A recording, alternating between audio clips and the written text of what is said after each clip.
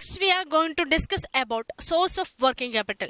That means working capital requirement can be normalized from short-term and long-term sources, and each sources will have both merits and implications up to the certain extract.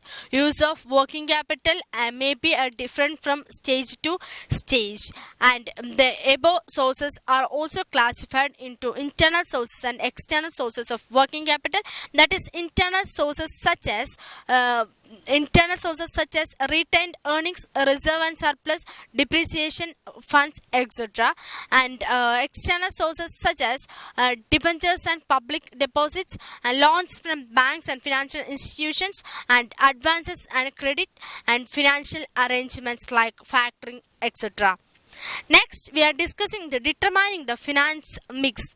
That is, determining the finance mix is an important part of working capital management, and under this decision, the relationship among risk, return, and liquidity are measured, and also which type of financing is suitable to meet the working capital requirement of the business concerned. And there are three basic approaches for determining an appropriate working capital finance mix.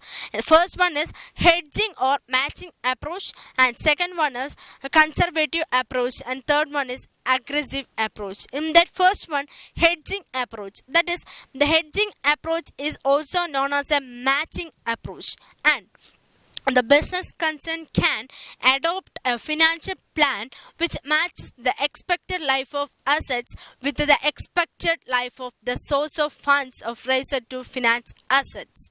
And when the business follow a matching approach, long-term finance shall be used to fix assets and permanent current assets, and short-term financing to finance temporary or variable assets.